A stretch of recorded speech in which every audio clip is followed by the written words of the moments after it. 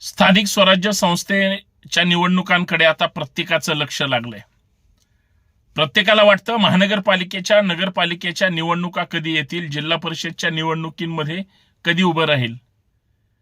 पण ज्या ओबीसी आरक्षणासाठी हे सगळा खेळ थांबून राहिलाय, त्या तथाकथित सरकारच्या सगळ्या सुपारी घेऊन काम करणाऱ्या नेत्यांना माझी विनंती आहे, आता तरी तुमच्या सरकारवर, नेत्यांवर आणि वरिष्ठांवर प्रेशर आणा.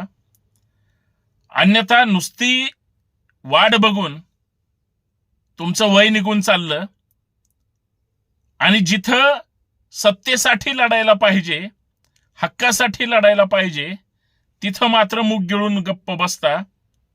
पण हरकत नाही, तो दिवस सुद्धा येईल ज्या दिवशी स्थानिक स्वराज्य संस्थेच्या निवडणुका जाहीर होतील. बघा, गल्ली बोळातले कसे असे ऍक्शन मोडवर येतील. प्रत्येकाला उभं राहावंसं वाटेल आणि निवडून यावंसं वाटेल. पैशाचा खेळ होईल.